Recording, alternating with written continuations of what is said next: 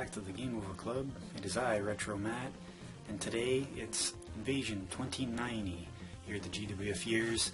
And in this year we get 4 major upgrades in Star Warrior. We get Kraken Hitman for Hire. We also get the Gladiators and Pulsar Prime. Along with that, there's 3 other cards that get some love in T.R.A.C., formerly Beast Rider. We also get Death Mask and Mitsuko the Mongol. And this year, the Galactic Rebels appear as a new supergroup led by Doomsayer, and they're going to give huge headaches to the GWF heroes. Doomsayer has a major past that kind of ties into a lot of the GWF superstars that are currently on the roster. Also, Wolf brings in the controversial, everything's controversial in the GWF, but he brings in the Torture Chamber, and of course Kraken brings in the Hitman match. So let's dive into Invasion 2090, and afterwards we're going to have a special top three of this set with my brother Will from the MaxImpact24 Channel. So let's get to it. In 2090, Star Warrior gets an upgrade worthy of clashing with his main event rival, Thanos. The Cosmic Big Bang finisher is indeed the best finisher now in the Federation, which has Thanos jealous with envy. Brute and Massacre have gotten the mysterious Atherin cleansing. Not that the Gladiators needed it, but now their stats are mighty, and they're going to be a nightmare for any team from here on out. He's now entering his prime, as Pulsar now becomes a superstar in the GWF. He gets a tangle firstly with Bishop Hell, but can Pulsar Prime make Bishop tap out and submit to his Solar Strain finisher? With the Animan Gladiator feud still raging on, now the Animan have added a new member to their group, the awesome newcomer, Iron Mane. This lethal line is eager to take on Spike and will be a classic feud. Beast Rider has adopted a new persona now as T.R.A.C. He has also joined the Fighting Titans, and with the help of new manager trainer Jim, has worked on his in-ring mechanics and looks for good showings versus the Executioner this year. He also teams with Renegade as a newly named team, the Barbarian. The man named Doomsayer has many ties to the past involving many GWF superstars like Comrade Terror and Tong Soon. He was the one that changed the two from humanoids into reptilian terrors that they've become now.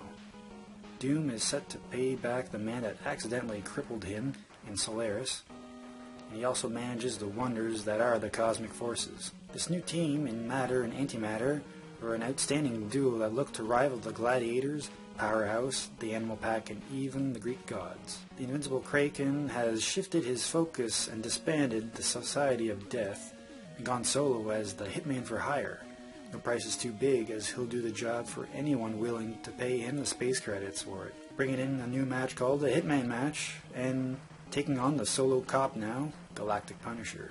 Commander Sam and now babyface Genghis Khan have formed the All-Earth Squadron with Adam Blast. Mitsuko the Mongol teams with Genghis as the Eastern Dynasty.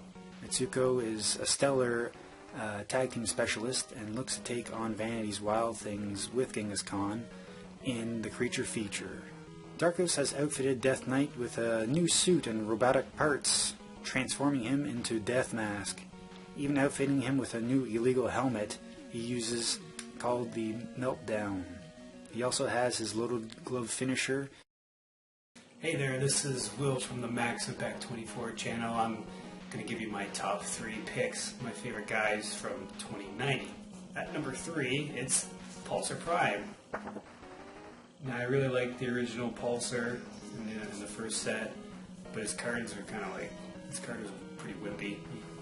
It's kind of like just like a beefed up jobber almost, but he didn't get too many wins when I was running it, but Pulsar Prime certainly did. He was definitely upper mid-card status, and I really like a lot of his moves. I think Solar Strain was his new move. I think that was the Sharpshooter or something like that. It was like submission hold. So I thought that was really cool, so Pulsar Prime, number 3. At number 2 is Kraken, Hitman for Hire. Not too sure if his stats really improved, but I really like his character, where he is basically Hitman for Hire, that any villain supergroup can hire him to replace injured wrestlers or whatever, what have you, and just beat the crap out of anybody. So. And number 1, of course, is Star Warrior. He becomes the man in 2090. He can actually go toe-to-toe with Santos, keep up with him, and legitimately beat the shit out of him. So that's... And then his Cosmic Big Bang is like this roll finisher. It's like a 450 splash or something like that. So I thought that was really cool. They really beefed up this card. Yeah, so Star Warrior. Star Warrior just becomes the man. He's just awesome. So number 1 is Star Warrior. And that's my 3 favorite characters from the 2090 set. So we'll head it back over to Matt. Thanks, bro. So that's Invasion 2090 in a nutshell. This year actually is a really cool year. It's one of the best sets. Yeah, here it is right here. And, there's a lot going on. Reptillo also defects and joins the Wild Things in Vanity's group, claiming that Badger and Ram were hogging all the spotlight. So we'll see what things happen with poor Reptillo in the coming years. Vanity is also kind of looking over her shoulder towards Adam Blast, as Adam Blast kind of has, he's kind of looking more towards Sweet Thing and maybe even trying to sway her to leave the group. So, so that is 2090, and hopefully you guys enjoyed the video.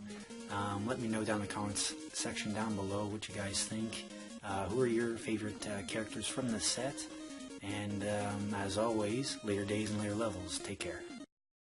Next time, it's all out mayhem. It's all out war as War Games 2091 emerges. New War Games championships are made as an unholy alliance is formed, but a defector will stand to defend the galaxy.